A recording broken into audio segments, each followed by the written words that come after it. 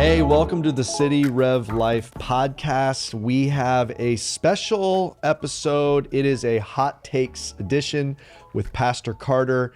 If Carter Brown from Crossbridge, a partner church that we love in Miami, multi-site throughout Miami, and we love Crossbridge. I love Carter. He's my good friend, and he's passionate about church unity in South Florida. So a lot of things we connect with. But today we are doing a hot takes. What this is I hold in my hand, Carter. Yes. I hold in my hand a question. I have no idea what's in here. Our amazing communications team have come up with a question they think people want to know about. And so I'm going to open this envelope up. And I verified that you didn't know it before. Yes, he's verified. I have no idea what this is. Neither do I. So I'm going to open this up. We are going to figure out what this question is, and then we have to answer it. It could be anything. It's usually something church related or, okay, here we go. Oh, this is a good one. How should the church respond to rising deconstructionism in younger generations? How should the church respond to rising deconstructionism in younger generations? All right, well, let's start by defining deconstructionism. I'm assuming we're talking, well, I would think in deconstructionism, I'm thinking in two ways. Mm-hmm. One is deconstructing the church experience. Mm-hmm. So there's a lot of like, hey, why do we do church the way moderns do church? That's not the way church should be, or that's not how I'm going to do church anymore. And they kind of reject the church, but they hold on to their faith. So there's one kind of deconstructing church. Mm-hmm. Then there's some that are just deconstructing their theology, faith. doctrine. Yeah. So now I also know people who are saying, I don't know what I believe about Jesus anymore, the Trinity, or my faith altogether. And so I think there's those two categories of deconstructing. What do you think? Yeah, I mean, when I think of deconstruction, I mostly think of the latter. Deconstructing faith? Deconstructing faith. Okay. Most of the time, most people that I interact with that have deconstructed or in the process of deconstructing, it's not to leave the faith, though many do arrive at that place. Mm-hmm. It's because what they were raised in the environment that they were shepherded in the faith, made them feel restricted, and they've now, in adulthood, called into question a lot of the doctrine and theology that was not only taught to them, but required for them to be a Christian. So it was like secondary. So you have the essentials, and then you have the secondary Yeah. and all the tertiary doctrines, and it's like they felt like they had to believe all of them. Yeah, that's right. A big one of those is like it has to do with origins, evolution, Yes. beginning of the world, old Earth, young Earth, all of that kind of stuff. Like religion or faith and science is often one of them. But what I think that to answer the question was, what do we do? How do we help? So we were defining deconstruction. Yeah. So how should the church respond? Yeah. But before we get to that, can I just say one other thing on this? Of course. I wanna. Do I have your permission to say one more thing? It's your podcast. Oh well, it's City Rev Life podcast. So it belongs to City Rev. But thank you, Carter, for your permission. I would just challenge one part on this. Would be, I think every generation does this to a degree. Mm-hmm. So like I think about when certainly in different ways. Yeah, do you remember you know what it was? When we were like, I'm lumping you with me even though you're a couple years younger than me, but like when we were in like college, seminary, remember the emerging church? Oh yeah, candles everywhere. Oh yeah. So big there was energy. So that was like Gen X, and was like trying new things, and then leading us millennials like into that space. Mm-hmm. And so it was like, and it was called the emerging church. And there was like a book called the emerging church. Mm-hmm. There's emerging preaching, there's emerging discipleship. And it was this whole thing. And that was led by Gen X, but millennials were like in that deconstruction space. And so like church growth movement was a part of that too, moving from the traditional church to the contemporary church. So that would be boomer. A lot of that is stylistic, certainly, but yeah, I think that there's I would just say I think it's important in context to look at there's something about every generation that goes through, it's something that happens everyone does it to some degree in their 20s. They're having an adult brain, and for the first time, they're having adult lenses on like their parents and on their aunts and uncles and on the things they were taught. And so they have to challenge it. And then, so there's that personally, but then kind of corporately that happens generationally. And so one thing I would just say is because it can be alarming if it's like, oh no, this generation is deconstructing. And I would just say, hey, I think that's a cycle. But I think to the point of this question is, then how are we responding to Gen Z and some of the questions that they're asking? And I think you're right. They're responding. I totally identify with what you're saying. I think one of the things that causes deconstructionism is there are the essentials. 1 Corinthians 15, that which is of first importance, the gospel. Sometimes what they react to is the style that's bolted on, a faith style, worship style, church style that's bolted on as if it's essential. It's not. Only the gospel is the central part. Or secondary doctrines like the age of the earth and the universe and some of those things. We can have strong opinions biblically, but that's secondary. That's not the gospel. So then with that said, kind of laying that foundation, how should the church respond to this present moment of deconstructing? I think of three things that jump into my mind. The first would be is creating a culture where doubt is welcomed, where people can ask questions. Oh, that's a good one. And I think that can happen with language. So as an example, one of the mantras that we use at Crossbridge is belong before you believe. So we want people to know that they can belong to the community before they believe. And we push, because there's a lot of people in some of our church contexts that would maybe identify as in the process of deconstructing or have deconstructed. But what I find is most of them have never had an outlet or never felt safe to vocalize the questions they have. All of us have had questions in our faith and doubts or concerns, or we're confused, or something's mysterious and it makes us feel unsettled. And creating a safety in your church for people to ask those questions, whether in a small group or to feel like they can be seen and accepted in the church, I think is huge. Secondly, I think preaching, when we preach, do we address the needs and the questions that come from the text for people? So do they see the pastor recognize, hey, I understand that some of you may read this and struggle with it. Pastor Tim Keller, he wrote a book called Preaching to the Heart, and he talks about like, what does it mean to preach to the heart of a person? And then we have to know that if we want to minister to people that are deconstructing, we have to preach like they're in the room. Right. And so we have to make sure that they feel seen in the Sunday service as well. Which cues them, even just addressing that. Yeah. It cues them. And I'm thinking youth pastors, this is key. Huge. Student ministry and in small group leaders, like thinking like this, like when they're thought of and their perspective is at least empathized with, if not their questions validated, that cues them, okay, I'm safe here. Yeah. They want me here. Yes. They're not kicking me out just because I've got a question.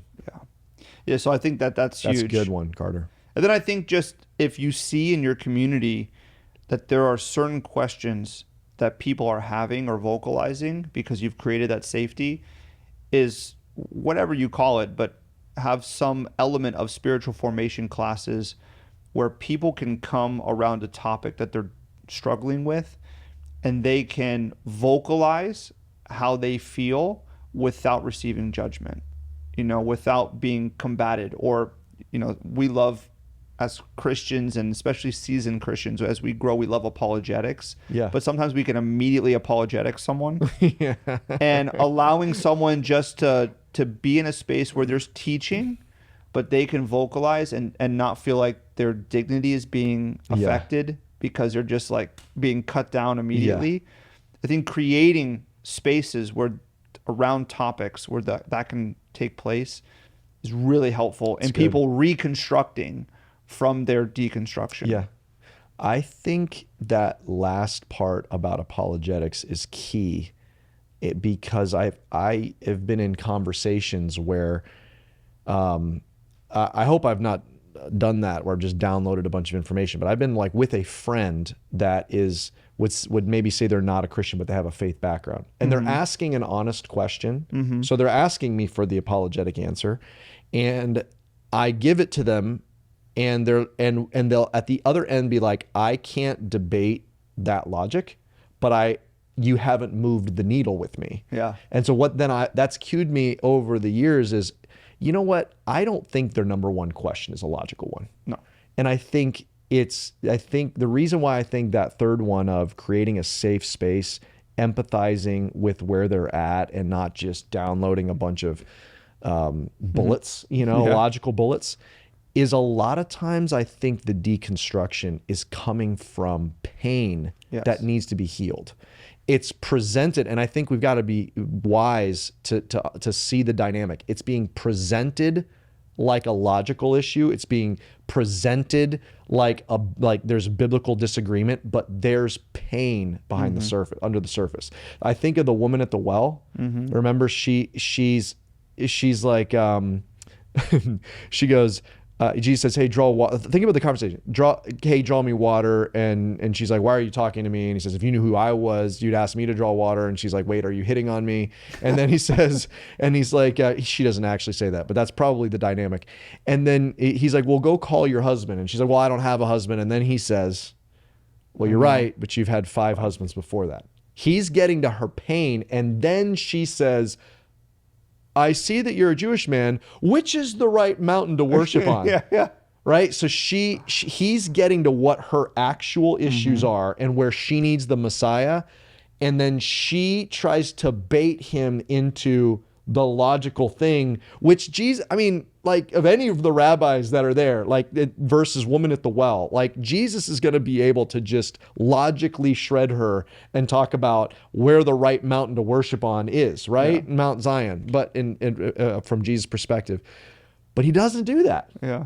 He's getting to the issue. And so I think a lot of times, I think this, if there's someone that's deconstructing, and my opinion is typically the more aggressively and combatively they're deconstructing, the more pain they are shoving down. Yeah, I 100% agree with that. I think that often, even the term deconstruction, like if someone says they're deconstructing, or you in conversation with someone feel as if they're deconstructing, you automatically think about the questions and issues they have with the faith.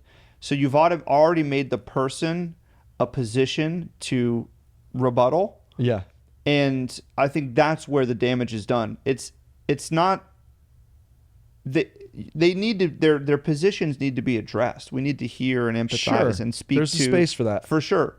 But we always try, not always, I mean, we often try to win the position or the argument, and we forget the person in the process. And oftentimes the position is a mask for what's under that. And it doesn't mean that their concerns or doubts are invalid. We need to hear them. But we need to see the person, like you said, deeper below the, mask of the issue at hand. Yeah. There's pain below that. Yeah. Oftentimes because they were never heard. And they were never treated with dignity when this question arise and someone just tried to, this is how you need to think. Yeah. This is the logical answer. And they're like, I don't see that. Yeah. And so that's a great point. Just the empathy for some, the pain has been no one's listened to me or empathized with me or validated some of my questions. Like just doing that in and of itself may be a key part of the healing.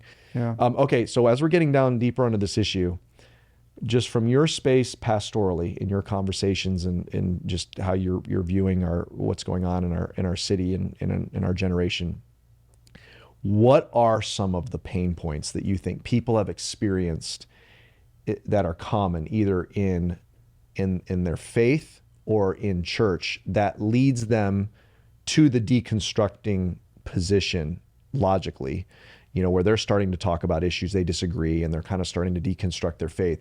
But what's the pain? What are some common places of pain that you think has led people to that position?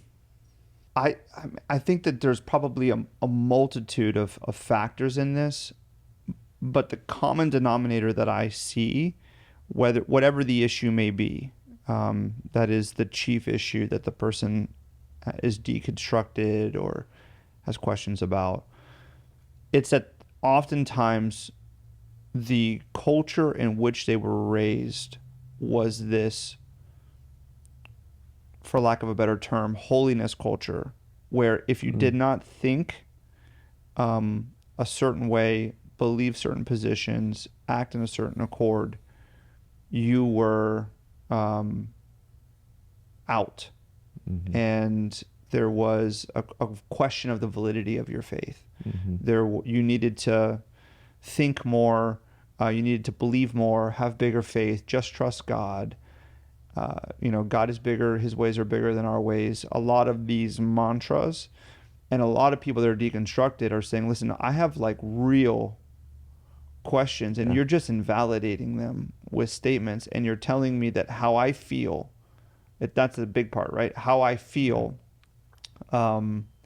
is wrong, and I just need to have more faith. And so I think that there's just been a lack of empathy and listening. I often go back to Jesus. He spends 3 years of public ministry with his disciples, loves them, teaches them, challenges them, prays with them, goes to parties with them, has dinner, sends them out, and helps them develop their gifts, all of this. They don't really believe. Peter denies him 3 times at his arrest. Yeah. And he needs to be restored post-resurrection, Right. where Jesus is reaffirming his love and his calling on his life. It's like there's a traitor in the midst the whole time. Yeah. They're debating of whether who gets to sit at Jesus' right hand in glory, who's the most important, who's the best. Like, they don't get it. And yet Jesus is patiently loving them, and he still speaks truth, but he's gracious and loving and kind, and he doesn't oust them because they don't get it, because they ask a bad question. And I just think that a lot of people have not experienced that Jesus. And whatever the issue may be, there's a diversity of issues that I see popping up, but it's that they need to see the Jesus of the Bible, the good news of Christ. And they need to experience grace from the people of God who claim grace. And they haven't. That's the overwhelming sentiment that I find. I think that's really good. I think it seems like a lot of times the deconstructing, the pain has come from spiritual leaders in their life that have done a number of things. And I think you're touching on a big one. Just giving them the simple space to ask questions, to wrestle with sin, to be a human. And they just need a believer that whether it's an actual parent or a spiritual father or mother, or it could be a tribe leader in their student ministry is what we call the small groups, or it could be a small group leader or a pastor or whoever it may be, like having someone that's showing them love, that patience, that empathy, that creating that safe space where they don't feel like they have to keep measuring up in what they think and what they do and how they live. Like there's a space of grace where they're and patience where they're walking along, because at some point if they feel like, wow, I can't measure up because I have doubts. I can't measure up because I have sin. I can't measure up because I just don't understand yet. I can't measure up because I'm not fervent enough. That kind of spiritual performance is such a heavy yoke, and it's crushing. And so eventually they're like, I'm not good at this. I can't do this. I'm not there. I can't ask my questions. And I think that's a big one. And I'd say another one that is very hard is when spiritual leaders fail.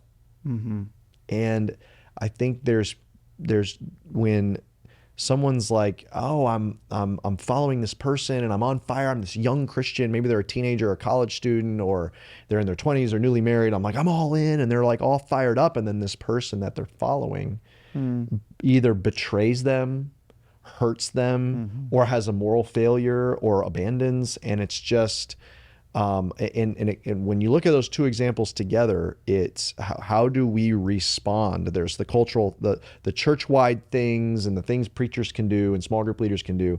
But I think you're really touching on it, Carter. It's spiritual leaders leading and shepherding like Jesus.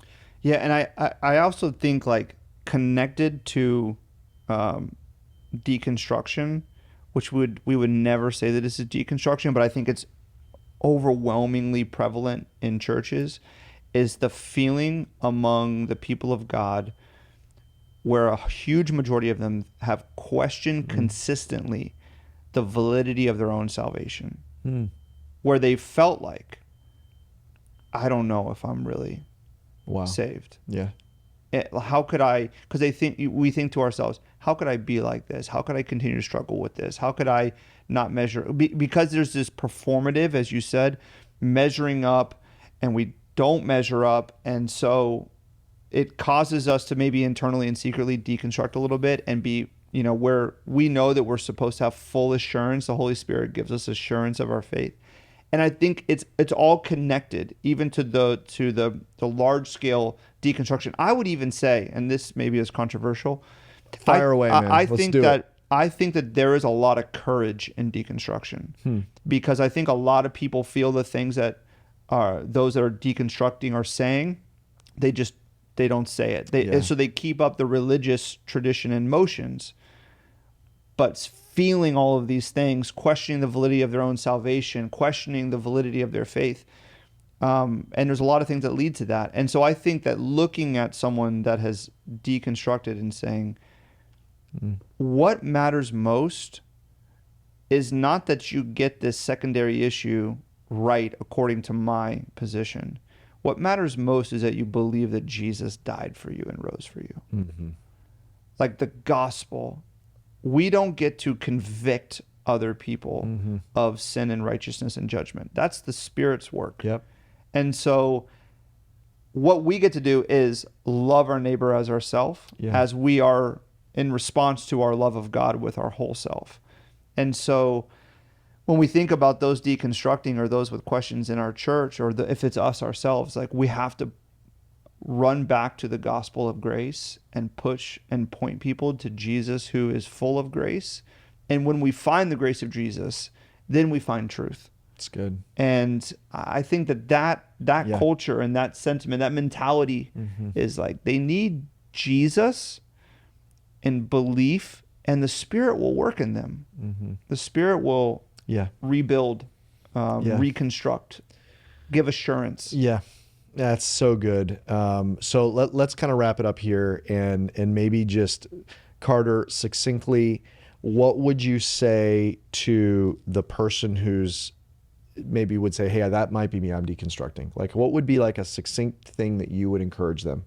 And then secondly, to the person who knows someone who's deconstructing, could be a parent, it could be a friend that, hey, we grew up in youth group together and now they're, I have a lot of questions and I worry about them. I'm wondering about them, praying for them. It could be a small group leader that someone was in their small group for a while. Now they're not. Like, what would you say to the Christian who has a friend who's deconstructing? And what would you say to the person that's walking through that themselves? Yeah, I think if you're walking through it, I would ask myself, who is someone that I trust? Get coffee, get breakfast, and just say, I am wrestling with a lot of questions. You're a trusted friend. Can I share these with you? And you just interact with me. I'm not looking for you to have all the answers.